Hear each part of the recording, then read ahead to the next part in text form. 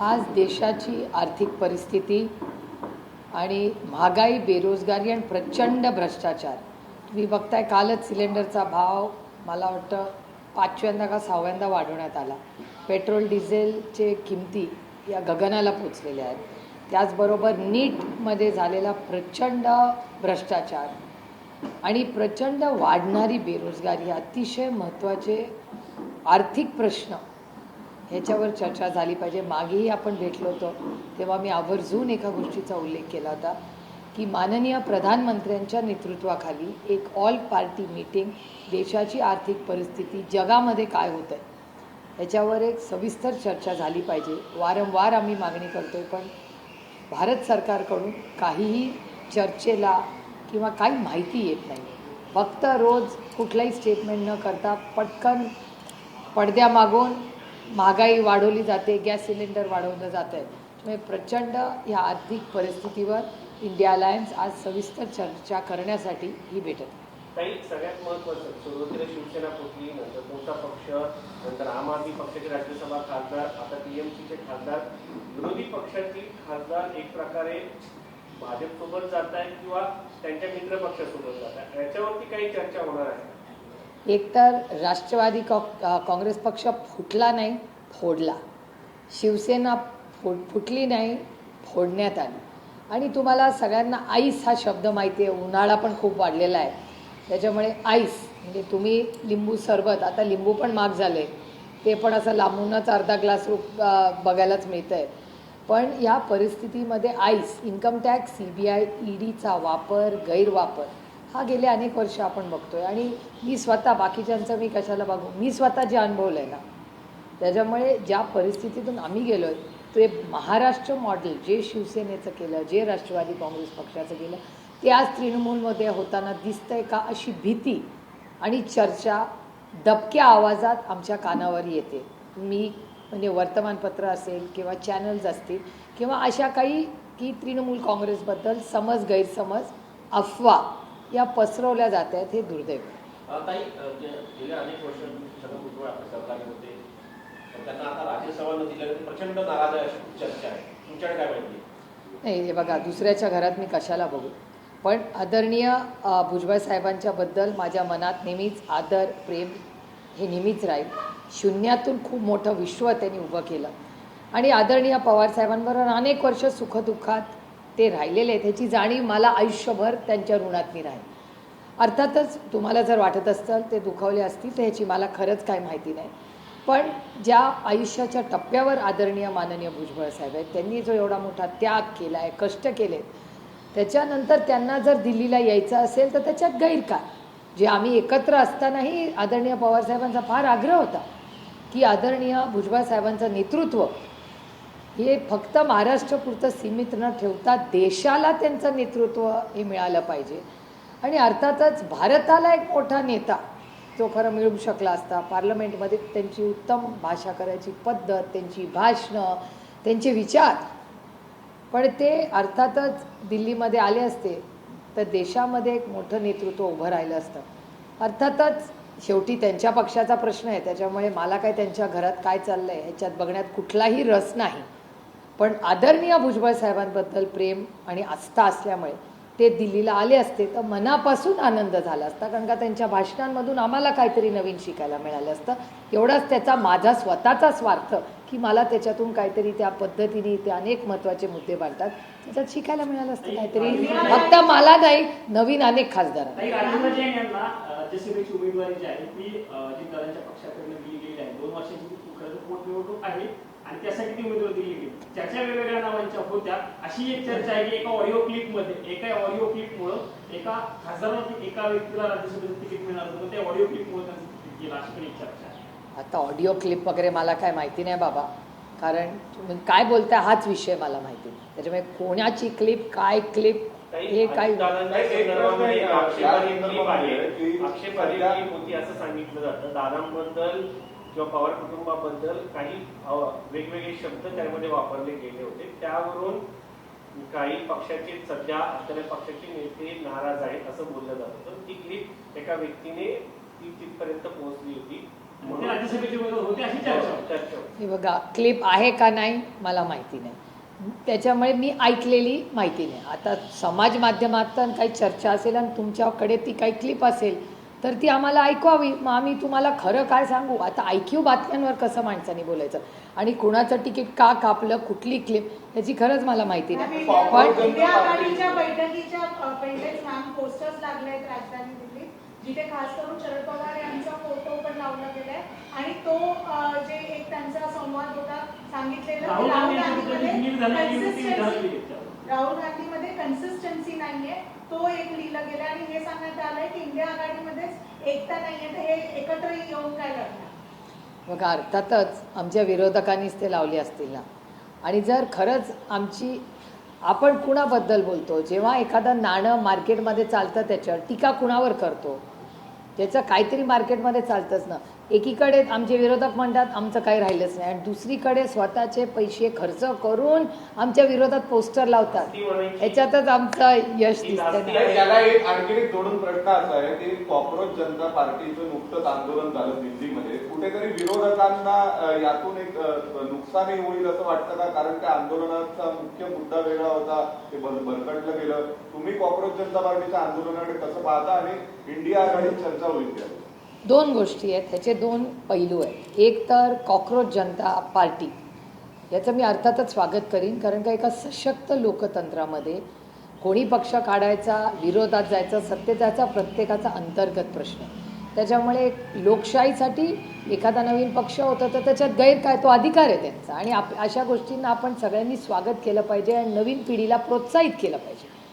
आणि दुसरीकडे की आमचा तो आमच्याबरोबरचे त्यांच्याबरोबर हा विषय नाही, पण त्याच्यातून एक गोष्ट नक्की निष्पन्न झाली की आर्थिक अस्वस्थता, महागाई, बेरोजगारी आणि भ्रष्टाचार ह्या तीन गोष्टीची खतखत या शेवटच्या माणसापर्यंत समाजात काश्मीर टू कन्याकुमारी आहे का, तर आहे. हे कॉक्रोच जनता पार्टीनी दाखवून दिलं. त्याला कुठल्याही सर्वेची गरज राहिलेली नाही. मला विचाराल तर याची चिंता सत्ताधाऱ्यांनी केली पाहिजे. याचं कारण जी गोष्ट आम्ही वारंवार बोलत आलेलो आहोत ती या कॉक्रोच जनता पार्टीचे जे मेंबरशिप आहे, त्यांची जी भाषणं आहेत, त्याच्यात नवीन पिढीने मांडलेले जे मुद्दे आहेत ते त्याच्यात दिसून येतात. काही शिवसेना इंडिया आघाडीमध्ये आहे, एवढा मोठा विषय आहे, मात्र त्यांचं एकही प्रतिनिधी दिल्लीमध्ये आलेले नाहीये. इतकी सिरियसली इंडिया आघाडीला घेत नाही की जनतेच्या प्रश्नांना घेत नाही. नाही, माननीय उद्धवजी हे झूमनी जॉईन करणार आहेत. काल माझं राऊत साहेबांशी सविस्तर बोलणंही या विषयाबद्दल झालं. राऊत साहेबांना आज काही त्यांचे काही कौटुंबिक कार्यक्रम असल्यामुळे आजची तारीख त्यांना येऊ शकले असते, अरविंद सावंत येऊ शकले असते. एरवी ते मुख्यमंत्री असताना त्यांना ऑनलाईन मुख्यमंत्री म्हटलं गेलं. आताही जेव्हा इंडिया आघाडीचे म्हणजे मुलं विद्यार्थी रस्त्यावर उतरत आहेत, जंतर मंतरवरती आंदोलन करतायत आणि उद्धव ठाकरे यांच्या पक्षाचे एकही नेता दिल्लीमध्ये आहे, आदित्य ठाकरे येऊ शकले नसते. आता त्यांच्या पक्षातून कोण येणार, मला हे कोण आलं का नाही आलं ह्याचं माहिती नाही, पण एक तुम्हाला जबाबदारीने सांगते की मी स्वतः काल राऊत साहेबांशी बोललेले आहे आणि शिवसेनेचे माननीय उद्धवजी हे ऑनलाईन त्या मीटिंगला ते सहभागी होणार आहेत.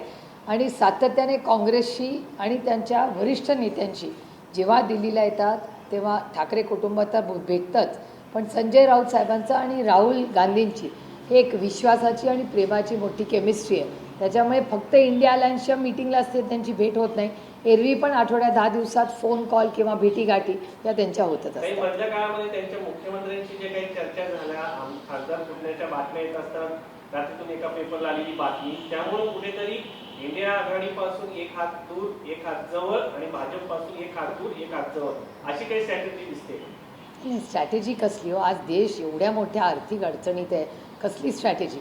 देश वाचलाच तर आपण सगळे वाचू ना. त्याच्यामुळे ही काही स्ट्रॅटेजीची वेळ नाही. आणि शिवसेना सातत्याने, काल तुम्ही दानवे साहेबांना पाहिलं असेल तुमच्याच चॅनलवर, काल ते रस्त्यावर उतरून संभाजीनगरला आंदोलन करत होते. राऊत साहेब तर रोजच तुमच्याशी देशाची आणि आज जे काही हानी होते देशाची आर्थिक, त्याच्यावर रोज अतिशय अभ्यासपूर्ण बोलत असतात.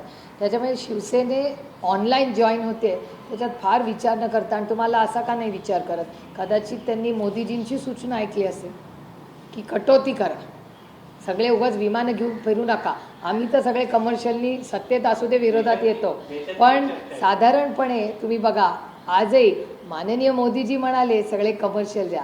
महाराष्ट्रातले सगळे जे कोणी आहेत त्यांनी महाराष्ट्रात हेलिकॉप्टर विमान तर सोडा, त्यांच्या एवढ्या मोठ्या गाड्यांचे ताफे तरी कमी केलेत का? म्हणजे माननीय मोदीजी त्यांचे प्रधानमंत्री नाहीत, देशाचे प्रधानमंत्री आहेत. त्यांनी सांगितलं काटकसर करा, पण दुर्दैव आहे महाराष्ट्रात कुठेही ना चार्टर बंद झालेत, ना हेलिकॉप्टर बंद झालेत, ना ताफे कमी झाले. No, let's finish Marathi. एक प्रश्न मराठीतला एक वेगळा प्रश्न आहे. Let me finish Marathi. Bachchu Kadu जे आताच एकनाथ शिंदेच्या पक्षामध्ये गेलेले आहेत, त्यांनी एक दावा केलेला आहे. त्यांनी असं म्हटलेलं आहे की 2019 साली उद्धव ठाकरे यांच्यासोबत दगाफटका झालेला होता आणि आगामी काळामध्ये शिवसेनेसोबत म्हणजे एकनाथ शिंदेच्या शिवसेनेसोबत तसा दगाफटका होण्याची शक्यता नाकारता येत नाही, असं त्यांचा विधान बघायला. नाही, मी बच्चू भाऊचं मनापासून आभार मानते की जी गोष्ट उद्धवजींबरोबर झाली त्यांनी अति निर्मल मनाने सत्य आहे हे पुन्हा एकदा देशाला राज्याला सांगितलं. याबद्दल त्यांचे आभार मानते. आणि पुढे काय होईल हे मला सांगता येत नाही, पण दगाफटका अनेक लोकांना झाला ह्याची म्हणजे मी माझ्या डोळ्यासमोर या झालेल्या घटना आहेत. त्याच्यामुळे मला बच्चू भाऊ जे बोलत आहेत ते आम्ही सगळ्यांनी ऐकलेलं आहे, अनुभवले. त्यांनी सांगितलं की इतरांची मुलं केंद्रात जातात, परंतु मला न्याय मिळाले नाही अजून पण, आणि विस्तार होताना माझ्या नावाचा विचार होईल आणि कबड्डीचे खेळाडू आहेत बुद्धिबळातले नाही त्यामुळे मागे असे नाराजी असं म्हणाले भुजबळ साहेब. मी मगाशीच म्हणले तसं की भुजबळ साहेब हे महाराष्ट्रातले थोर नेते आहेत. कष्टातून शून्यातून त्यांनी विश्व उभं केलं आहे. आम्हालाही आनंद झाला असता जर भुजबळ साहेब दिल्लीला आले असते. त्यांची भाषणं, त्यांनी केलेलं इतक्या वर्षाचं योगदान आणि त्याच्यातून आमच्यासारख्या पिढीला आणि आमच्या नंतरची पण जी युवा पिढी पार्लमेंटमध्ये येते त्यांनाही मार्गदर्शन झालं असतं. आणि त्याचबरोबर ही भूमिका नाही पण एक देशाला, राज्याला आणि पार्लमेंटला एक मोठ्या नेत्याचा अनुभव त्याच्यातून आपण सगळे मुकलो. हे दुर्दैव आहे. पण आदरणीय भुजबळ साहेबांना दिल्लीला जावं हे अनेक वेळा स्वतः आदरणीय पवारसाहेबांनीही त्यांना अनंत वेळा विनंती केली होती की भुजबळ साहेबांनी लोकसभा लढावी का मग राज्यसभेवर जावं. आम्ही सगळे एकत्र असताना आदरणीय पवारसाहेबांची अनेक वर्षांची ती इच्छा होती की देशाच्या राजकारणात भुजबळ साहेबांनी यावं. पण त्यांचं दरबारी राजकारण करण्याकडे इशारा आहे, कारण ते नाही आम्ही कबड्डीत खेळतो बुद्धिबळात नाही. आता कोण बुद्धिबळ त्यांच्याकडे खेळते आणि कोण कबड्डी हे मला कसं कळणार, कारण का त्यांचा गट वेगळा झालेला आहे आता. त्याच्यामुळे मला माहिती नाही आणि खरं तर दुसऱ्याच्या घरात मी का बघू. पण ताई अमृत तटकरे नाराज झाले, साहेबांची भेटी प्रफुल्ल पटेल नाराज झाले, नंतर छगन भुजबळ नाराज होत आहेत. नक्की काय कशामुळे नाराज होत आहेत, काय नक्की कारणं वाटतात? बताओ दूसरे के घर में शौक नहीं का, मुझे शौक ही नाही आहे. त्याच्यामुळे त्यांच्याकडे कोण नाराज नाही नाराज तर तुमच्याच चॅनलवरनं कळतं की तटकरे साहेब नाराज आहे असं तुम्ही म्हणताय, मी म्हणत नाही आहे. मग भुजबळ साहेबांचं स्टेटमेंट येतं आहे. त्यामुळे नाराजी आहे का असं चॅनल्स किंवा वर्तमानपत्रात वाचतं. तर आमचे वरिष्ठ नेते, मी त्यांच्यावर अनेक वर्ष काम केलं आहे, मार्गदर्शन केलं आहे, असे नाराज असतील तर अर्थातच माणुसकी म्हणून वाईट वाटतं ना. शेवटी कधी ना कधी एका ताटात जेवलं, एकत्र काम केलं, त्याच्यामुळे ते नाराज असतील तर वाईटच गोष्ट आहे. पण शेवटी माझा स्वभाव तुम्हाला माहिती आहे, दुसरे काही घर में क्यों झाकू मैं. दादांचे नेते किशोर मासाळ बारामतीचे आहेत, त्यांनी दादांच्या बोलण्यामध्ये त्यांचं वारंवार नाव घ्यायचं. त्यांची ऑडिओ क्लिप आता व्हायरल होते. दादांच्या बाबत ते बोलतात की दादा गेले तरी मला फरक पडत नाही, अशा ऑडिओ क्लिप आहे. हे सगळं काय अतिशय दुर्दैव आणि गलिच्छ आहे ती. आणि आता आत्मक्लेश करा वगैरे असं त्यांचं स्टेटमेंट आलं आहे. अतिशय खालच्या पातळीचं आणि दुर्दैवी आहे आणि अत्यंत वेदना आणि दुःख देणारी ती ऑडिओ टेप. झालं सर. मैम हिंदी में बताइएगा, इंडिया आघाड़ी की बैठक है आज, क्या ये एकता है, शक्ति प्रदर्शन है, क्या सब कुछ सही है? देखिए, इंडिया अलायंस की मीटिंग ये बहुत महत्वपूर्ण मीटिंग है. राजनीति तो चलती रहेगी, लेकिन आज देश के सामने आप देख रहे हैं बड़े पेट्रोल हो, डीजल हो, गैस सिलेंडर हो, महंगाई, बेरोजगारी और भ्रष्टाचार, इस सब के खिलाफ 2014 में भारतीय जनता पार्टी ने एक बड़ा आंदोलन खड़ा किया. और आज 2026 में आप देख रहे हैं कि जो परिस्थिति 2014 में थे उससे भी बदतर आज ये आर्थिक परिस्थिति इस देश में है. और मैं लगातार जब से ये शुरू हुआ है तब से मैं बड़ी विनम्रता से भारत के माननीय प्रधानमंत्री जी को विनती करते आई हूँ कि आप प्लीज़ आइए, ऑल पार्टी मीटिंग बुलाइए और हम साथ में मिलके सब इसमें देखेंगे हम क्या कर पाएंगे। लेकिन ये यहाँ सरकार की तरफ से कुछ भी नहीं स्टेटमेंट्स आ रहे, सिर्फ महंगाई रोज़ बढ़ाई जा रही है और इसके बारे में चर्चा करने के लिए आगे देश के हित के लिए हम लोग सब साथ आ रहे हैं। आज डीएम के एक आपका जो साथी था वो बिछड़ गया है इंडिया अलायंस से, नया साथी टीवी के आना एक्सपेक्टेड था लेकिन आया नहीं है। आम आदमी पार्टी की भूमिका स्पष्ट नहीं है, तृणमूल आ रही है लेकिन तृणमूल की पार्टी किसके पास रहेगी ये स्पष्ट नहीं है। आप ये सब कैसे देखते हैं? देखिए, मैंने भोगा है, एनसीपी को जब तोड़ा, शिवसेना को जिस तरह से तोड़ा, हमारे दोनों की केस चल रही है। अभी तृणमूल की क्या परिस्थिति है ये जब हम मिलेंगे तो पता चलेगा, क्योंकि शायद अफवाह भी हो सकती है। तो मेरे ख्याल से ये सब चर्चा हमारी होगी, उसमें ही पता चलेगा कि ग्राउंड रियलिटी क्या है। पोस्टर्स लगे अलग अलग नेताओं के बयान राहुल गांधी के खिलाफ इंडिया अलायंस के। आप देखिए, एक तरफ बीजेपी कहती है हमारे कुछ मायने नहीं रखता, दूसरी तरफ हमारे खिलाफ पोस्टर लगा रही है। अगर कुछ है ही नहीं दम तो पोस्टर लगाने की क्या ज़रूरत। लेकिन इंडिया अलायंस जब मिलती है तब हमारे विरोधक को काफ़ी दिक्कत होती है, ऐसे दिखता है। Thank you. Sharad Pawar had questioned the leadership of Rahul Gandhi. He had not questioned his leadership. He had made suggestions. He's not consistent on He has made leadership. He has made comments about every leader in this country that when they've asked. Some have been suggestions, some have been complimentary, some have been advice. Today, will that be pitched in the whole meeting about Rahul Gandhi's leadership in India bloc? Not at all. That's not at all the agenda right now. The agenda is to save India right now. The economic challenges that India is facing is far more important than you and me right now, because the country matters, be it the economic situation, the increasing corruption, and look at the large unemployment. India is facing a huge challenge right now, and I think we are India first. So we need to work on our country first.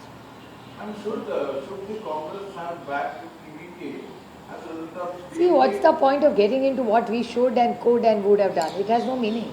Let's live the moment and see how to go ahead. Let's figure it out, no, across the day. See, should, could, would are all words that today don't have any meaning, right? We have to introspect and see. Maybe in a few days, DMK could be back with us. इतनी बड़ी बैठक है और हम ये देखते हैं कि Uddhav Thackeray online जुड़ रहे हैं। वो यहाँ पे फिजिकली प्रेजेंट होना उनको इम्पोर्टेंट नहीं लगा क्या? एक बहुत टाइम बाद ये इंडिया की बैठक हुई है। उद्धव जी, कल संजय राउत जी से मेरी बात हुई थी। उनके फैमिली में कुछ प्रोग्राम है, शायद पर्सनल उनका कुछ, और बहुत सब वरिष्ठ नेता है, तो सबकी इच्छा थी कि उद्धव जी या संजय राउत जी ही आए। लेकिन एक के घर में कुछ प्रॉब्लम था और कुछ फंक्शन या कुछ है, और उद्धव जी बहुत बार ऑनलाइन ही ये सारी बड़ी मीटिंग्स में आते हैं। तो मेरे ख्याल से उन्होंने भी सोचा तो होगा उद्धव जी ने कि माननीय प्रधानमंत्री भले भारतीय जनता पार्टी के हो लेकिन देश के प्रधानमंत्री है। उन्होंने भी कहा है कि फालतू में आप यहाँ वहाँ मत घूमिए, आप पैसा बचाइए, ऑयल बचाइए। शायद उद्धव जी ने भी बड़ा सोचा हो कि देश के हित में मैं क्यों और ऑयल ख़राब करूँ, अच्छा है कि मैं ऑनलाइन अगर जुड़ सकता हूँ तो ऑनलाइन में करूँ, बचत ही होगी देश की।